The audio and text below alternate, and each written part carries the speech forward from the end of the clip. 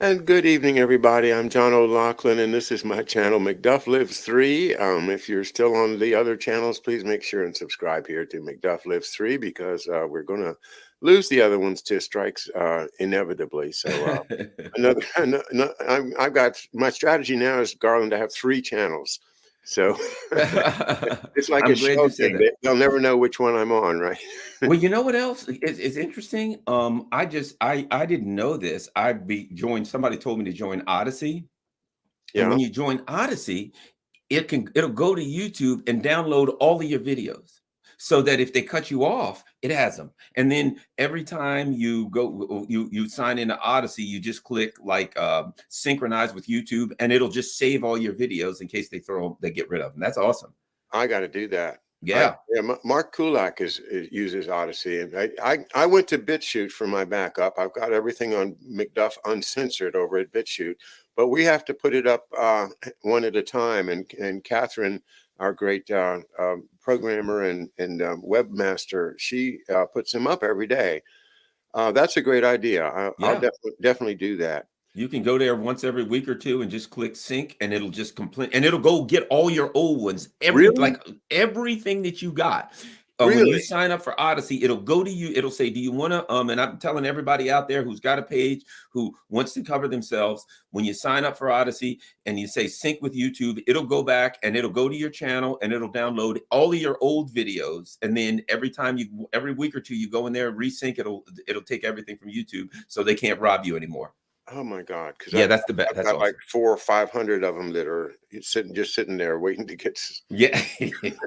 okay, great plan, and, I'm so glad I talked to you tonight. Alright, thanks a lot, Garland Nixon, for being with us to give me some technical advice. Garland, it's been about a month since we talked, and, the war in Ukraine has started, and, then they, circled around, Kiev, and then they decided to leave away from Kiev, and the whole Western media and all of our institutions, and including all of our corporate institutions, very much in favor of the Ukrainian side. And those of us that kind of study it are like we're like stepping back, saying, wait a minute, you can't just go along with what the media tells you, or and certainly not what the U.S. State Department tells you. You have to step back and look at a little bit of the history of it, and that's something that's hard to get people to focus on, especially when the mainstream media is so powerful and dominates everybody's minds. But this is the effort that you and I and so many others are making, and maybe I just wanted to start off today and say, you're working very, very hard, Garland. You're on Twitter. You're doing all of these shows, radio around the country, and PFW here in DC. What keeps you going? What motivates Garland Nixon? Let's start there. You know what? Oddly enough, I enjoy it. I've always been intellectually curious. If something happens, I want to know why. And so I guess I'm a natural dissenter, because when I'm told by the powers that be, do this, my first thing is why. When I'm told you should believe this, I want to know why. And I start digging. And a couple of things in life, I think, caused me to gave me great pause. One of them was the whole weapons of mass destruction lie. And that's when I started waking up and realizing I needed to lift the hood and peep around a little bit. And the second was, and as I've said before, I was like a Democrat all my life, kind of a blind sheep, you might say. And then in 2016, when Bernie Sanders ran, and I thought, well, he's running with a different, well, he's something different. Maybe I'll support him. And they just flat out robbed him. And that's when I woke up and realized, you know what? It's a system. It's not a person here or a person there or a good guy. This is a crooked system. And I thought I was in a democracy. It's not a democracy. And so my curiosity caused me to just start reading, and it's fun finding out this stuff and sharing it with people. I was delighted when I first encountered you to see on your shelf two of my favorite books. One, the Phoenix Program by Douglas Valentine, and the second one, Blowback by Christopher Simpson. And that just tunes me in right away. I know we're on the same page, and it's just fantastic. So when when you decided to start taking a harder look at it, That's about the same time that I was starting to do more to, to research it myself. I guess it's about 6 or 7 years ago that I Hmm. started realizing that my dad's story is really important, and I needed to tell it and do the research. And it's about that same time. Um, in I was a big Obama guy. I mean, I was very Hmm. much like you. I worked on his campaign. I spent I was one of the volunteers on his presidential inaugural commission, and drove VIPs around, and was really into it. I got to shake his hand, and I felt like, wow, remember the sign that always said hope on it, and Obama, and I was, oh, man, I was sold. I was like, yay. And all the people that went down to the mall, and they were all so excited. I mean, it was just a wonderful, friendly, joyous crowd. And I remember, you might have been there too, but when the helicopter, the Marine helicopter with W in it, takes off, the whole crowd just went wild. Thank God it's the end of the Bush era. But then in came Obama, and you know things didn't change very much. I've been reeling from that myself ever since then. That maybe after, well, the failing to close down Gitmo was one big sign. Um, but it wore away at me, so that by that time, by 2016 or so, I was sick and tired of Hillary Clinton and all those guys, and I was seeing uh, that Bernie got completely robbed. Whether he was a real honest candidate in the first place, I'm still not sure, because look at his history from where he's been. How does somebody survive in the Senate for so long and not get along and not go along to get along? But I'm done with Bernie. I'm done with the Democrats, and I wish I'm almost done with Trump. It's just that if there's no choice, then I will vote for Trump again. And I hate to say that, but because I believe Trump is just as much a part of it as anyone else is. It's just that he at least is in favor of maintaining our national sovereignty and our economy, as opposed to what's going on now, where it's just intentionally being taken down, being broken, in my opinion. Sorry for the rant, but Oh, no, no. I let you take it from there. Well, and here's the way I feel about Trump. I don't know about you. I'm not a fan of any of them, but I do feel this that Trump pushed back some in some eras. I think, Biden and Newland and all of those people were doing what they were doing in Ukraine, and they wanted to do it, when Hillary got in 2016, and Donald Trump delayed that. He delayed that. What's happening now would have happened just those many years ago had Trump not won. And that's one of the reasons they hated him, because he was, screwing up their plans. They had all these terrible things they wanted to do, and Donald Trump got in the way.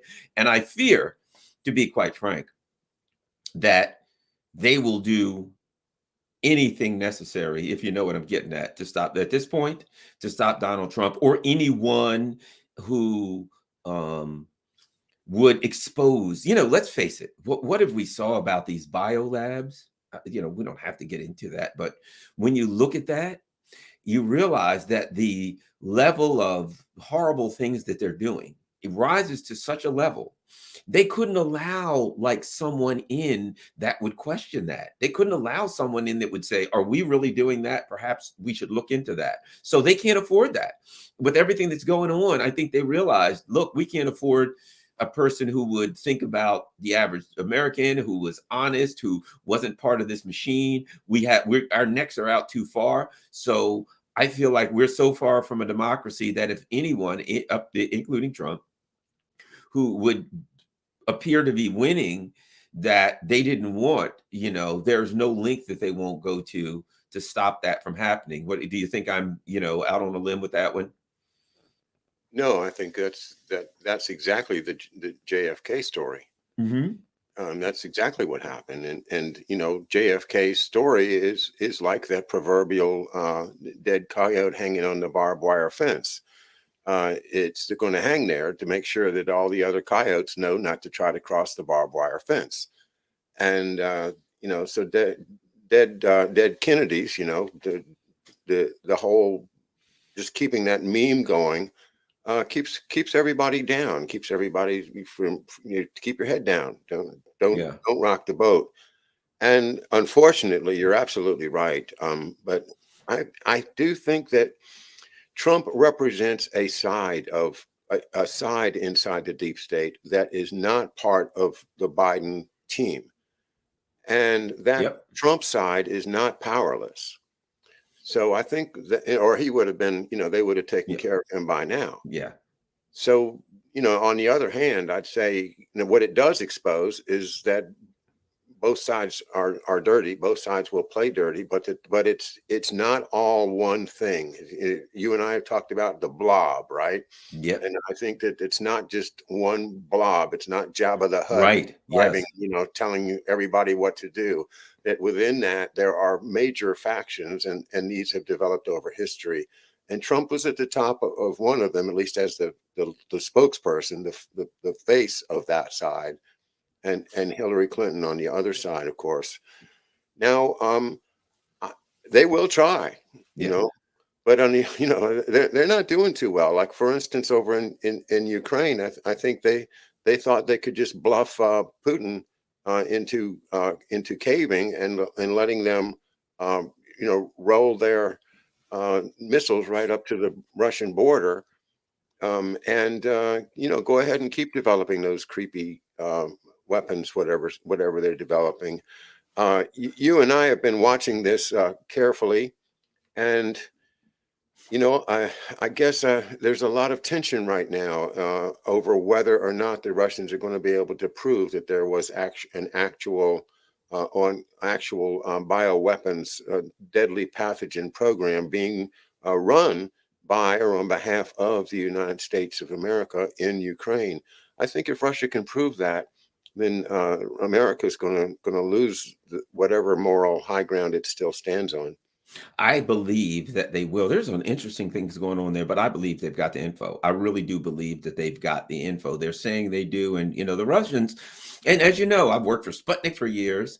And I understand Russian culture, and they're not much on bluffing. The Russian culture is pretty straightforward, very conservative, but an old-fashioned kind of conservative, the old conservative that America used to be, right? And that is a conservative that strives for stability, and it's very straightforward, and it believes in moving forward, but and using traditional values to move forward. Now, I'm not necessarily a conservative person. I'm more a lefty, but I have some conservative values. I have some conservative. I know there is a level of conservatism to me to some extent, but overall, I'm a lefty. But I think they have it. But here's something that's interesting, a story that's ongoing now that I'd like to throw out there that I think we'll see how this turns out. So as you probably know, there's a city called Mariupol. And Mariupol was known as this was the Azov battalion, kind of their headquarters. It was the Azov battalion, the NAZIs, as they're called.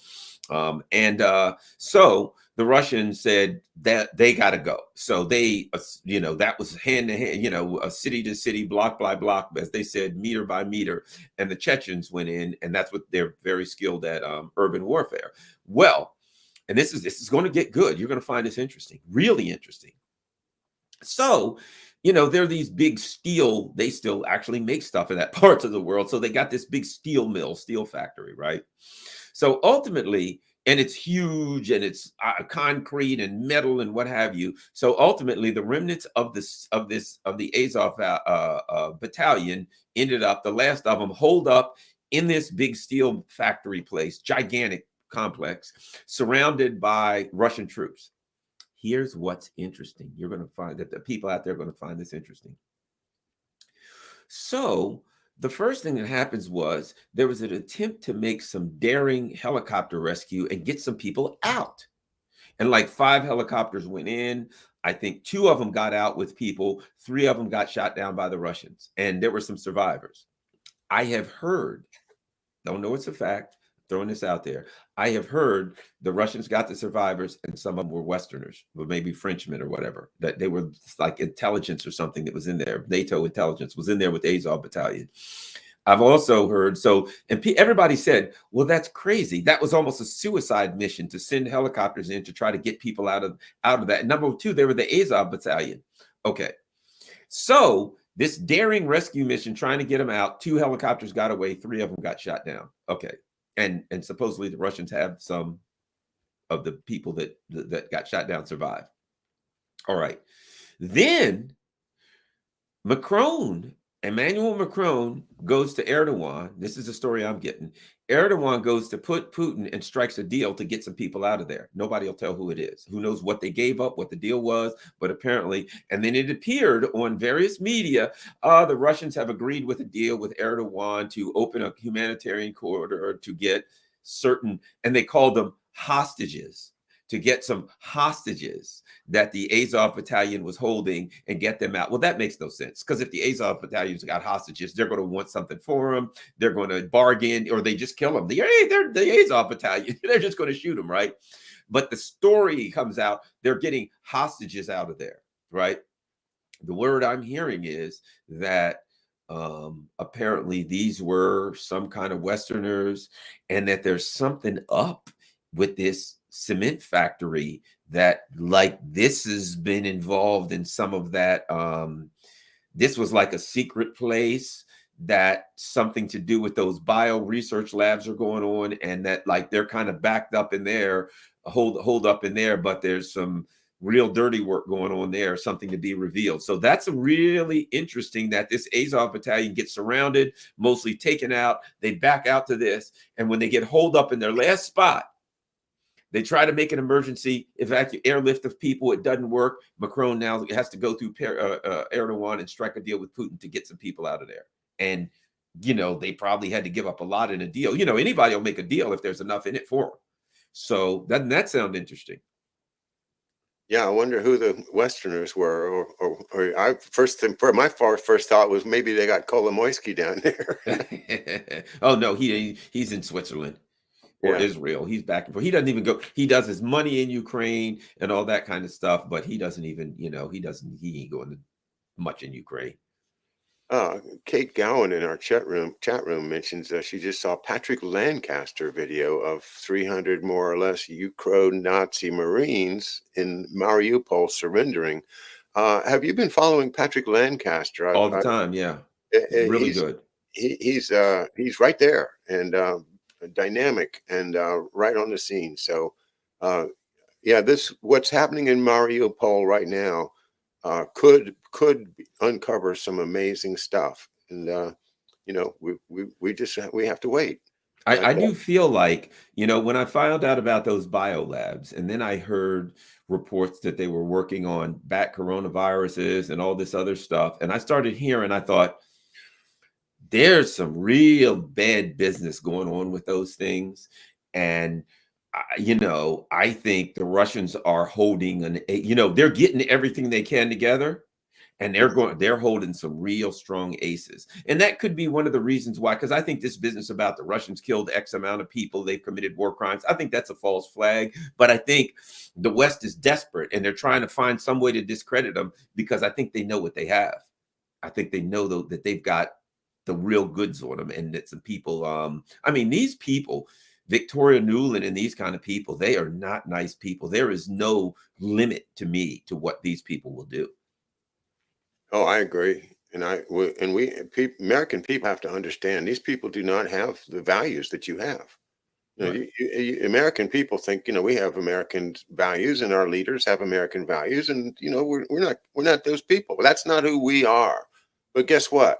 They're not us. These people like Victoria Nuland, they're not your standard American patriots. These people are working for an agenda that has nothing to do with the best interests of the people of the United States of America, or anybody else but themselves, and advancing their own agendas in that the blob. Can I read something to you real quick? This is an interesting, there was a story in Jacobin magazine. This is very interesting. And basically, how they're telling people, hey, we've got to send stuff to Ukraine. We donate money for the poor Ukrainians, all that kind of stuff, right? Oh, yeah. Send your socks, whatever the hell, right? Okay, now listen to this. As bombing and shelling ripped through Ukraine's towns and cities in the first week of the invasion, the Ukrainian government still made a scheduled interest payment to its private lenders on time. The lenders, mostly international finance institutions, banks, and hedge funds, are all queuing up to collect their debt with no sign of respite. So, oh, and it goes on to say Ukraine's total external government debt amounts to $54 billion. The country is set to pay 7.3 billion in debt repayments this year alone. More than half is due to private lenders like banks and hedge funds, while most of the rest is owed to multilateral institutions such as the International Monetary Fund, the World Bank, and the European Investment Bank. So as they're saying to citizens, oh, these poor Ukrainians, and they've got people. I saw this thing where like some little girl won a prize and she donated it online to some Ukrainian funds to buy things for the Ukrainians. While they're playing that fake game, and Ukrainian, the war started, which they started, you know what I mean, which they baited, they started everything. They get the war going and they say, oh, these poor Ukrainians. And meanwhile, they're still getting them to pay billions of dollars on these loans as the bombs are dropping. Now, here's what I think. More things make sense. No wonder they're telling for any number of reasons, Zelensky, no, no, no, don't make a deal with the Russians. No, don't make a peace deal. No, they want to try to get as much of their payments as they possibly can to hedge funds, to banks, the IMF, the World Bank. And let me add this. This is the poorest country in Europe. It was a cash grab. The whole thing was a grift. The whole thing was they overthrew this country. Hunter Biden, the Pelosi's, the Romneys, and all of the rest. They go in there. They get all of the money they can from these rich people, right? They're robbing a country blind. They're making these loans. They're taking all this money. The whole Ukraine thing was partially, yes, it was, they were going to build bases and they were going to use it to hassle Russia with. But they can't help themselves. Meanwhile, they're also using it to turn every filthy, greedy, stinking dollar that they can.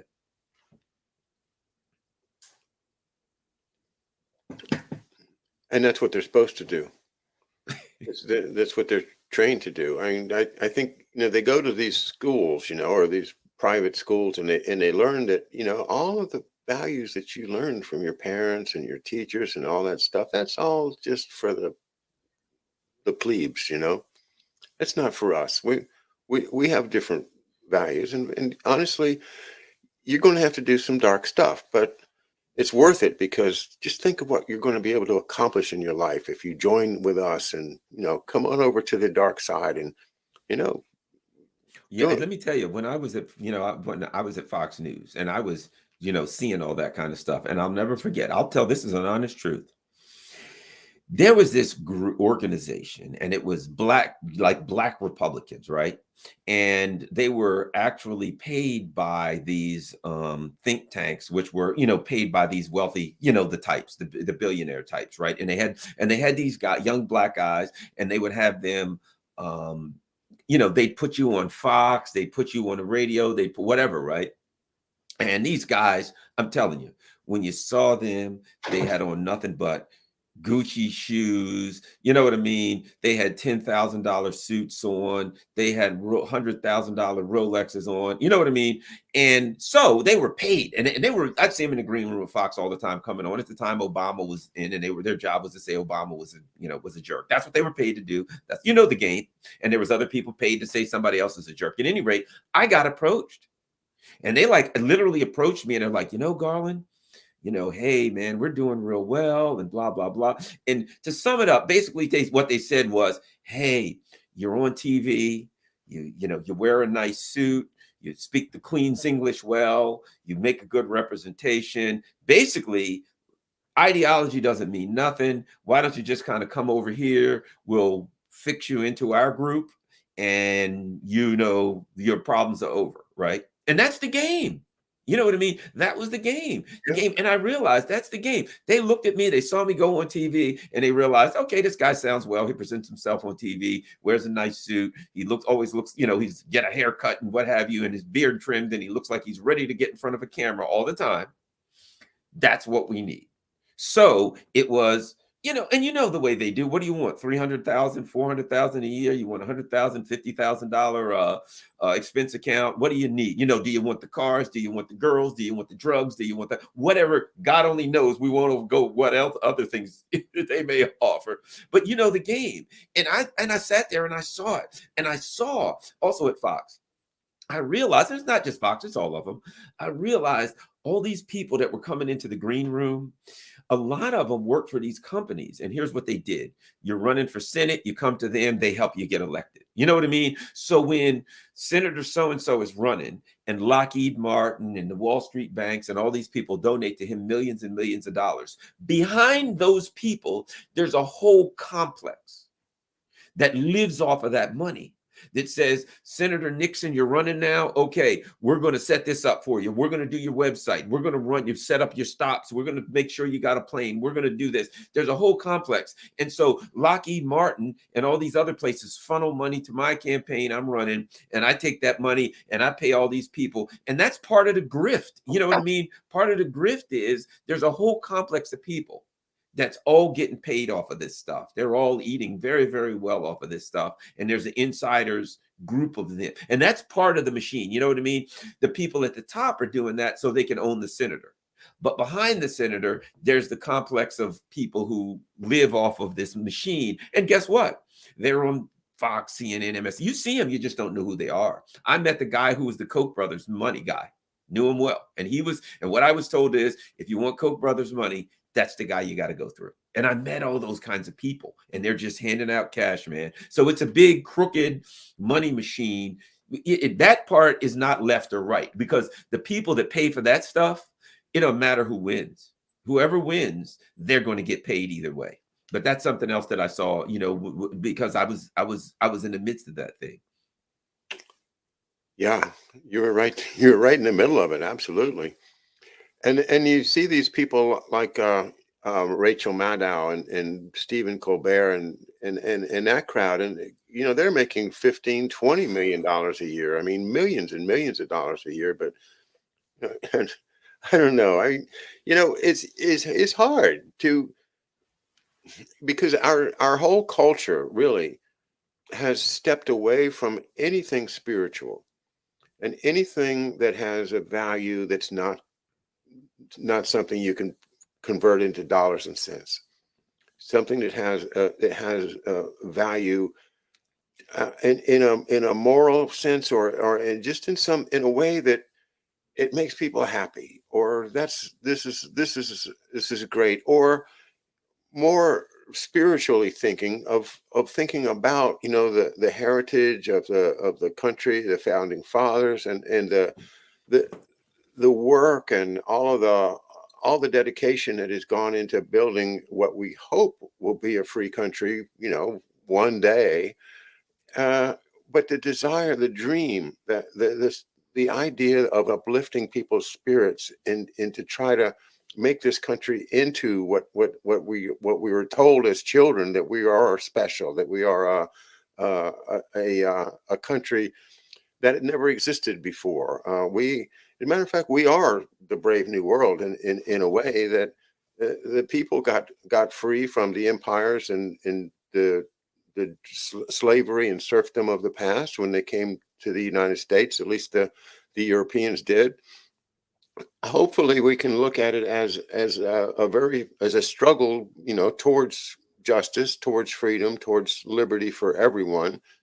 Justice and liberty for all, liberty and justice for all. Why can't we keep that, as our guiding star, instead of just it's gone from our culture. The idea of America being a great place is gone from our culture. It's just, yeah, you're offered an opportunity to make a whole lot of money, have a good life, send your kids to the best colleges. And if you don't do that, then you're going to kind of look like a chump to a lot of people. Why didn't you? Let's personalize it, Garland. Why? How did you feel when you walked away from it? And did you have colleagues that maybe have felt a little strange about the idea that they were taking the bait and you were walking away?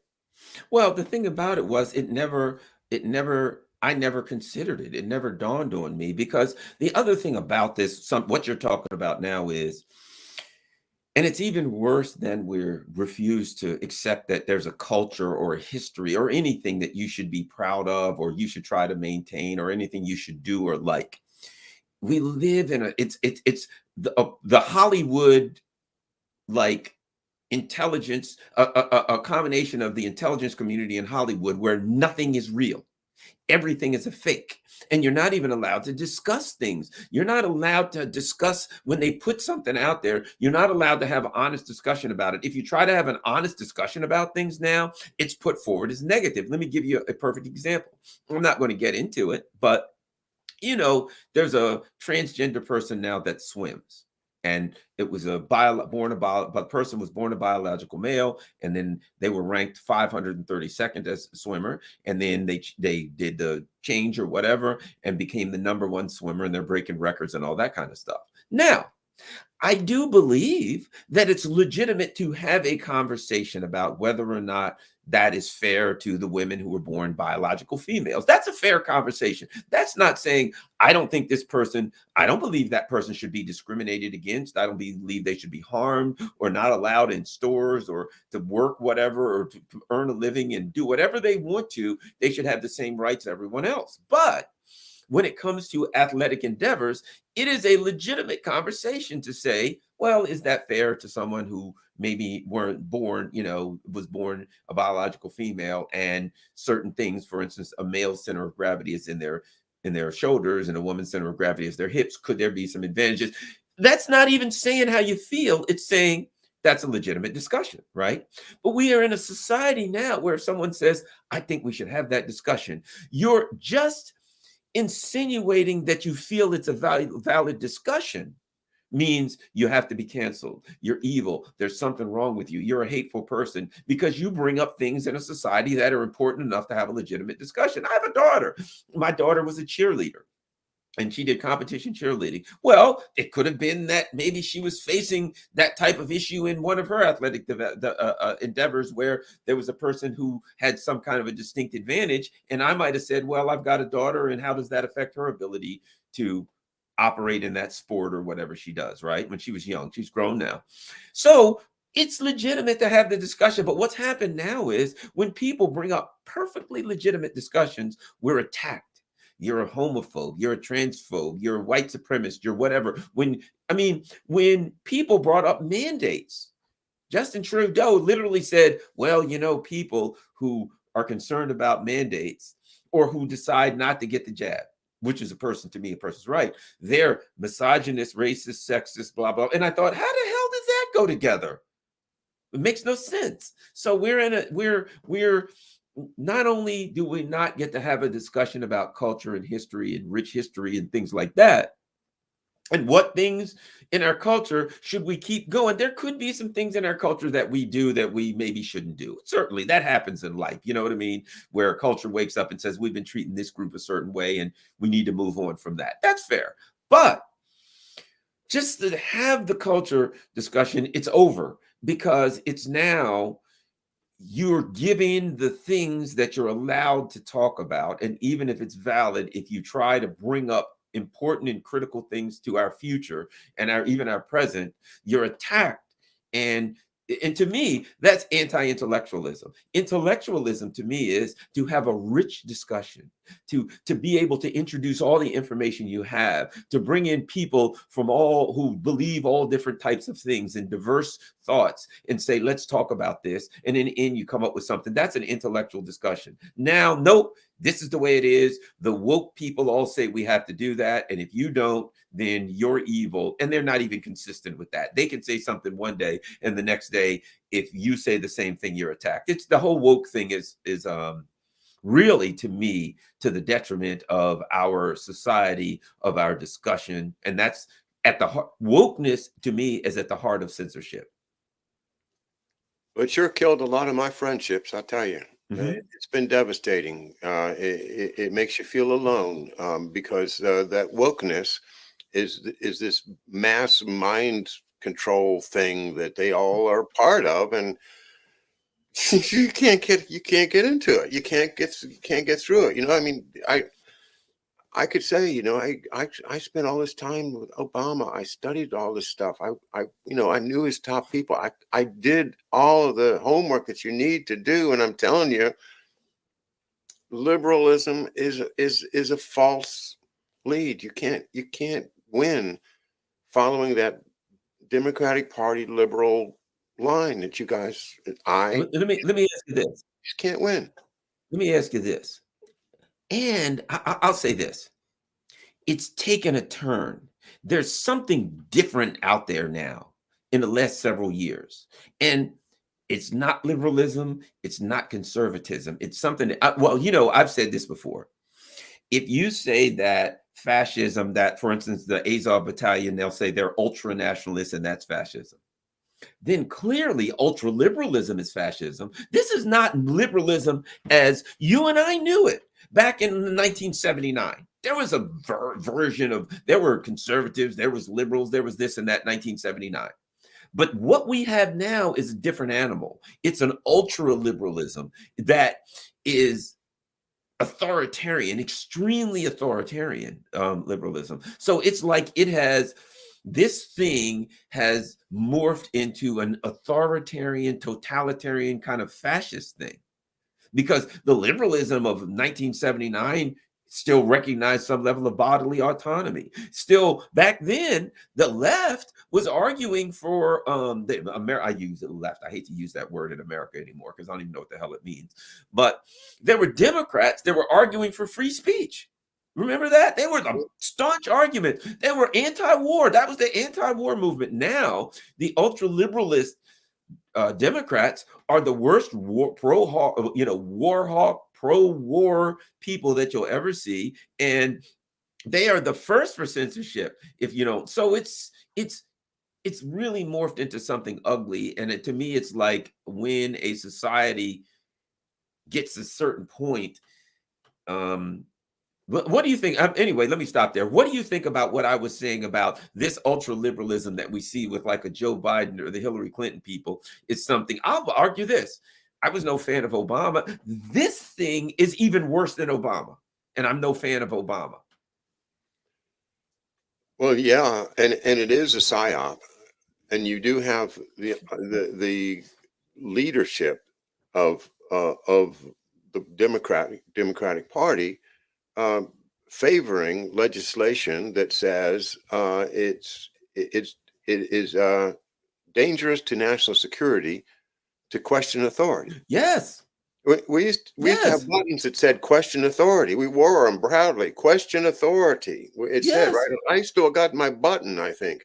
But all of my liberal friends have thrown away their button. They say, I don't want that button anymore. I love authority. I want to be part of, the big liberal mindset that it's the same thing with the pussy hats. It's like, I want to be part of that. There's these people, they speak in my language. They're right. And the idea that it's a con just doesn't hit their brains. You mean those people could be trying to fool me? You mean really? You mean, all of those good politicians, what about Schumer? You really don't think I can trust Schumer? I mean, come on. Now, I mean, he's, so it is. And I mean, I was listening to WAMU about 2 years ago and just listening, and there was Tom Sherwood comes on.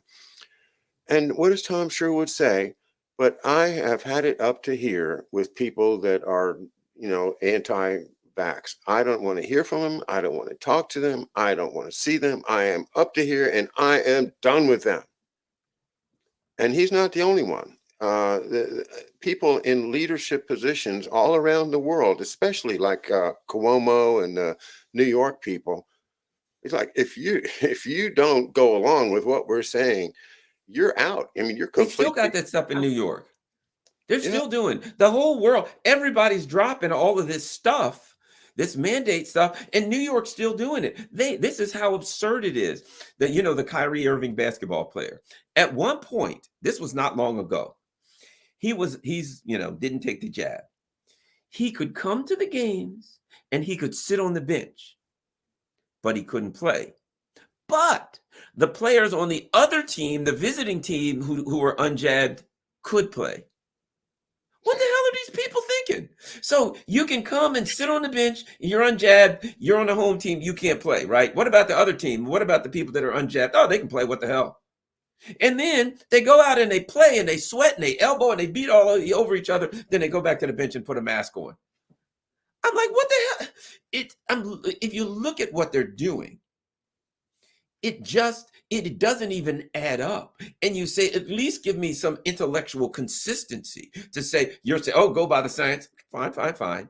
Tell me where the science supports you, and tell me where I'm willing to listen and have a conversation. Now, I don't know if you know, in the stuff, we can get into COVID, but so much, but in the information that just came out from Pfizer, because Pfizer, the FDA said, the FDA said we need, and Pfizer said we need 75 years to release the data from our studies. Yeah. And somebody went to court and said, no, how about we give you 108 days, because it took you 108 days to review those paperwork. Let's give you 108 days to give it to us. So they were forced to give certain stuff out. It's just come out. People have been looking. It was like 100,000 pages or 40,000, a lot at any rate. One of the things they found in their study was very early, they found out statistically there was no difference in reinfection and hospitalization between people who took the jab and people who had had the illness and had natural immunity. So they knew way back when that natural immunity, as we all, people have known that for hundreds, if not thousands of years, right? We all said, well, you've got to take into account natural immunity. Oh, no, no, no, no, no. And remember, Fauci said, well, we hadn't thought of that. Well, now there's the data that they were lying the whole time about natural immunity. And as I said, it doesn't shock me, because they lie about everything. But they don't want to believe that their Fauci God would lie. I mean, you've seen him. He's the God. He's the God of He's science. science. He He's science. is science, and so he would never lie. That's just not possible. So you guys just you're wasting time. Well, COVID No, was something that they used. COVID was something that they really used Yeah. stuff to really knuckle down and really get people to be walking or marching around in fear like little sheep and zombies. And that's where we get back, to the World Economic Forum, Klaus Schwab, and the Ukraine, with Zelensky basically being one of Klaus Schwab's people, as well as being a puppet of Kolomoisky. Yep. You have both the legitimate and the as above and the so below, both are working there with Zelensky, and he's on his path doing what he has to do. He's a very good actor. He's an incredibly good actor. He almost looks like a president of a country or a military leader or something, but he's just a great actor. But Oh, go ahead. Go back to the World Economic Forum for a minute, because this whole idea of the fourth industrial revolution being triggered by COVID is Klaus Schwab's book, COVID-19, The Great Reset. So here we have the combination of the motivation to do the Great Reset.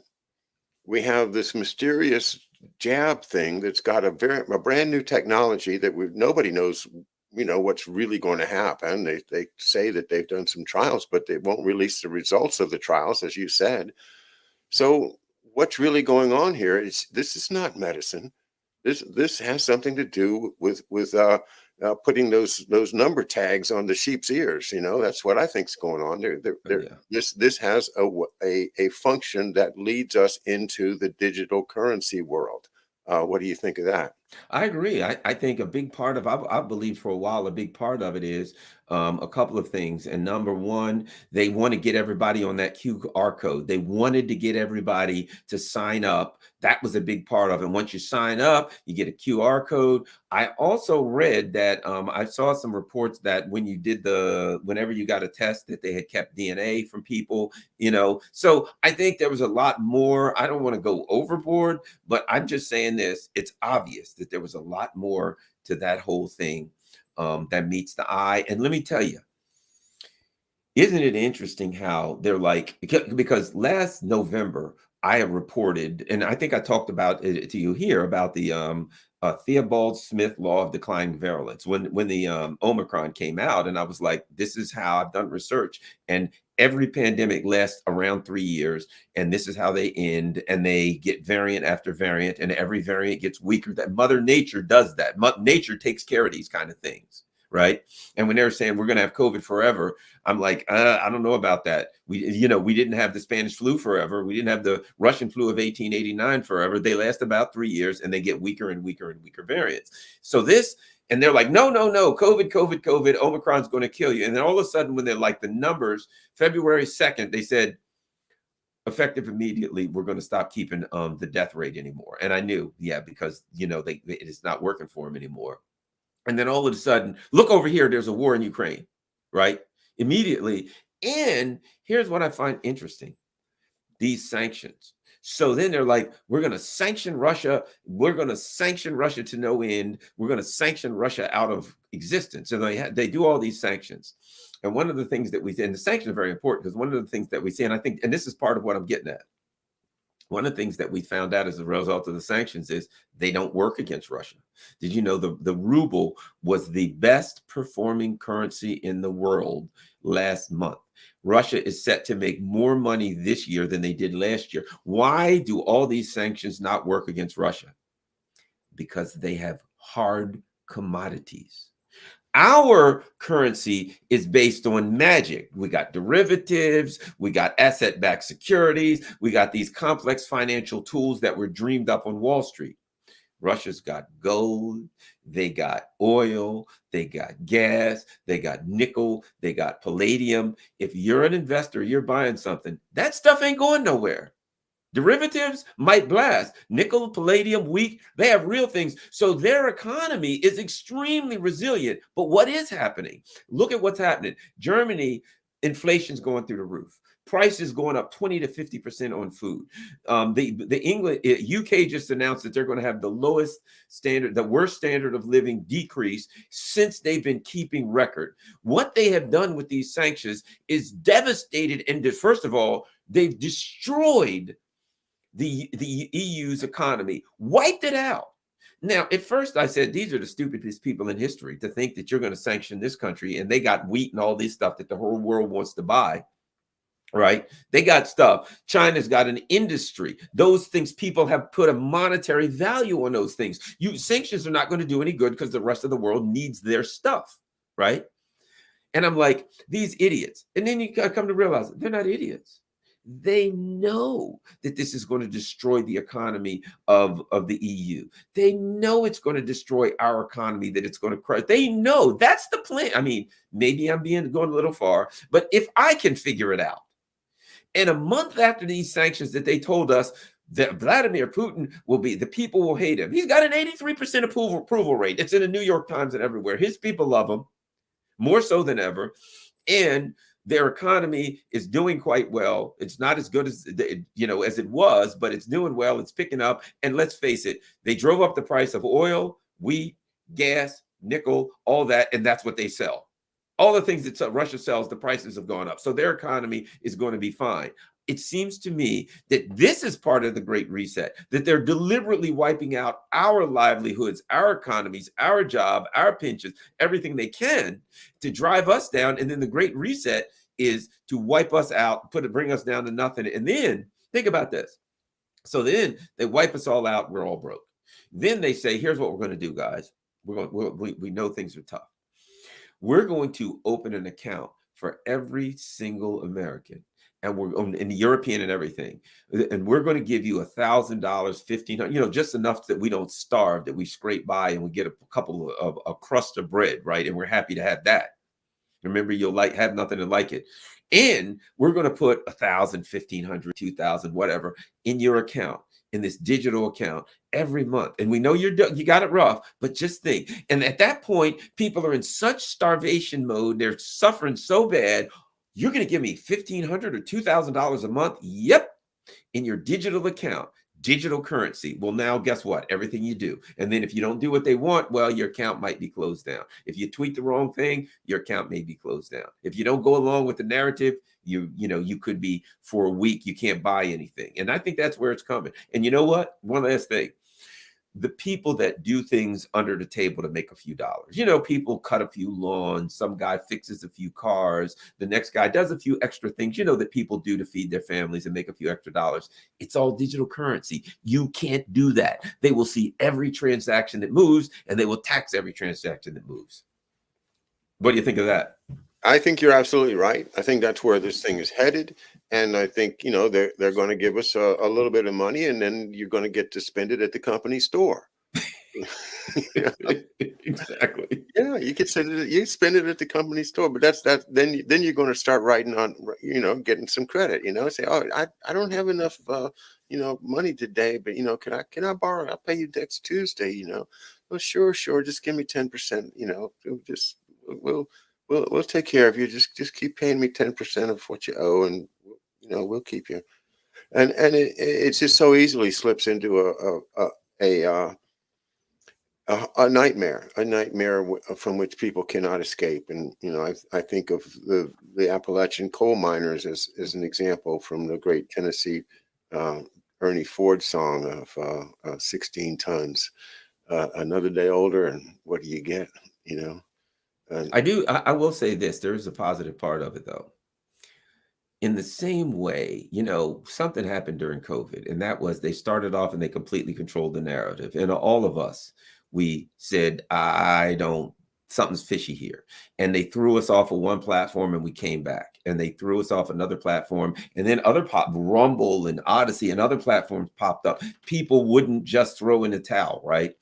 I think that when these sanction stuff kicks in, and when people in Europe start, the old saying, when people run out of bread, it's off with the leader's head, right? And that's metaphorically. In Europe, it hasn't always been that way. But my point is, I think that during COVID, they never imagined the pushback they would get. And I do believe that all of those who stood up and questioned it and said, we have a right to question it, that eventually we stopped this thing, and that they were never going to stop. They were never going to stop with the mandates. They were never going to stop with anything. But so many people fought. We destroyed the narrative that was false. And eventually, I think we kind of won. Now they're starting their next maneuver. I do believe there's going to be so much pushback from the same people who fought COVID. When this Ukraine thing first started, the first week, everybody's running around with a freaking blue and yellow ribbon on or something. Week after week, I noticed more and more people. I saw Tucker Carlson and Tulsi Gabbard on TV. I saw General McGregor. I saw more and more people on YouTube saying, hey, wait a minute. It's not like you're being told, hey, let's question this thing. Hey, these neocons are lying to us. And so I think it took us like a year and a half in COVID to really pound that narrative. Here it has been 6 weeks. I think by this summer, this whole Ukraine narrative, and that we should accept what do they call it? They raise the price on gas and they tell us it's the Putin price hike. All that stuff's going to be gone. And I think that the work that we did during COVID, people like you and me and the people in our chat, to push back and to never stop no matter what and never give in, I think it's going to be fruitful. And I have confidence that there's more fight in the average person than they give us credit for, and that their plans to just stomp over us like sheep and force us into doing whatever they want and assisting them with their nefarious deeds aren't going to be as successful as they believe that it'll be. What do you think? Am I too optimistic? No, you're not too optimistic. You're the kind of person that has a perspective that most of us don't have. You've been in the news business and in the media, and you've done law enforcement. You've done so many aspects of public service that your opinion really does count. And I would love the idea of what you said. I'd like to feel effective. I like to feel like, yeah, the past 4 years of my life that I, pretty much walked away from everything else to devote myself to exposing this crap, is paying off. And so many of my colleagues that have worked so hard, to hear you say that, it is gratifying. And thank you for that. And bravo to yourself for being part of this. Because yeah, on reflection, I'd have to say, yeah, we it stopped. I just had the most amazing experience yesterday. I was talking to one of my O'Loughlin kinsmen over there in Ireland. I hooked up with them a few years back, and uh, we were going to try to get together again in 2020. And the COVID, and then last year they postponed it again, and this year they were going to have it in August. And I thought, well, they're Ireland, they're never going to waive the COVID restrictions. I can't go. Yesterday I got on the computer and I looked at it, and Ireland has waived the COVID restrictions. Everybody's going to Yeah. do it. They have no choice. I I, feel like we won that in a way, because they were never ever intending to drop any of these things, not mandates, yeah, not nothing. That was never going to stop. And we fought and fought and pushed and pushed and fought, and we never gave up. And it got to a point where they realized, I really believe that the truckers thing in yeah, Canada was truckers, huge, and they big. saw that starting to go worldwide, and they saw the pushback when they started to come down on it, and they were like, we can't go any further with this thing. These people are going to get out of hand, and what are you going to do with truckers? They'll shut it all down. And they knew that was the start. And when the truckers were doing it, if you remember at first, they wouldn't report on it, and people like us were online, we were tweeting, we were Oh yeah, doing video, I was talking about that on the air. We were doing everything we could, and it wasn't me or you. We're small potatoes, but it was just so many of us that they couldn't shut us down. And it's gotten to the point, there's so many of us, and they know if they throw us off YouTube, we're going to Rumble, we're going to Odyssey, we're going to BitChute, we're going to Rockfin. They know we're not going to go away. And there's too many of us at this point that they can't just shut us all down, and we have options. So I think we've created an immune system for the little person that doesn't have the big microphone on MSNBC or CNN or whatever. We've created this huge immune system, and I think we're overwhelming them. And I believe that these sanctions right now, their plan is to wipe us all out with sanctions, but I've seen a little backtracking already. A little backtracking. And those people in Europe, remember the yellow vest and all, man, they are going to, how the Europeans, oh you've yeah, seen the video, they're yeah. fighting with the police, they're burning cars in the street. They will raise holy hell in Europe. And I see that coming this summer. That's what America just doesn't have. The European tradition of getting out on the streets is just one of the most wonderful things in the world. And I think the truckers in Canada were empowered in a similar way. It's something we don't have in this country. They've been too effective in dividing us, and with these identity politics, and the blacks did this, and the gays did this, and the Asians get to have a medal, and everybody, you can be a woman, you can be a man, you can be whatever sex you want to be. All of that gobbledygook has made us all kind of unwilling to go out as a big crowd of people and express ourselves the way that you might go to a sports game, and you root for your team, and everybody in the stadium, and you have this wonderful feeling of we're all together, we're all for creating this irrepressible energy that our team's going to win, yay, we're going to win.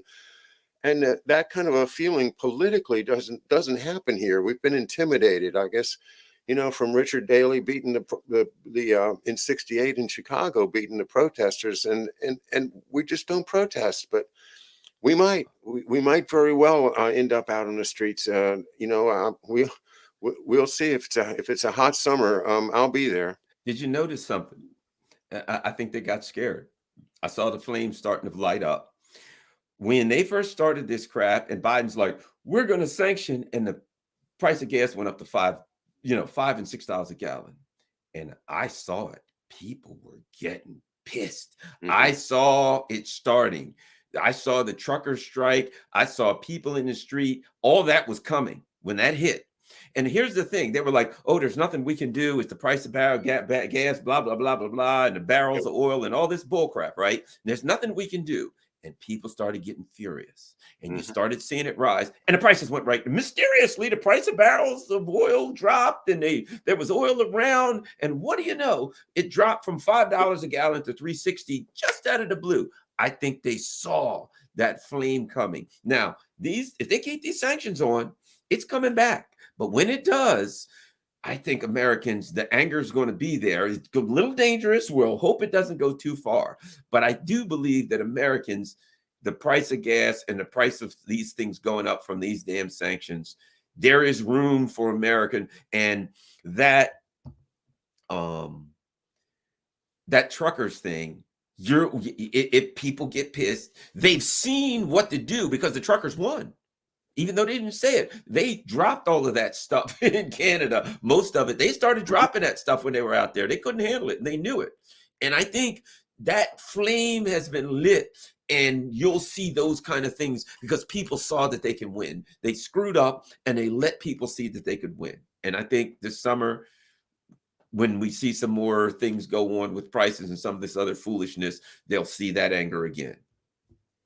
Okay. Well, I will be here observing it and reporting on it and sharing in it because I get angry too, and I know you do.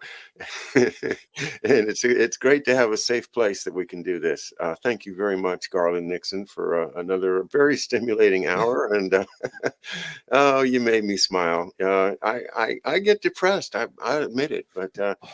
Talking to you, talking to some other great people. I look forward to talking to Harley Schlanger in the morning at 11 a.m. and then the next morning, 11 a.m. Edward Slavsquat or Riley Wagaman from Moscow, Russia, will be Wow. guest. Riley was on the panel at Unlimited Hangout with Ian Davies and Whitney Webb over the weekend. If you got a chance Awesome. to see that, oh, it's a terrific panel. On the question is Vladimir Putin part of the Great Reset, or is he? I don't know, but do you know? Do you watch Ryan Christian, The Last American Vagabond? Good, very. He's done a lot of stuff with Whitney Webb. He's on Uh, Rockfin. He's a good one to watch. I think he's on Rumble too. Ryan Christian's a good one to watch. He does a lot of good work. all right. All right, a couple of great tips, Ryan Christian and Odyssey, and I'll be checking out And Odyssey. everybody follow me also. I do. I'm on also. So follow my YouTube, Garland Nixon also. Garland Nixon on YouTube, and are you also on any other platforms or just YouTube I'm on Odyssey. on I'm on Odyssey? Odyssey. Yeah. Right All on. right. All right, and WPFW and a number of great outlets around. KPFK in Los Angeles also now. Yeah. All right. Okay, thanks again, Garland. Thanks everyone in the chat room. We will talk to you tomorrow.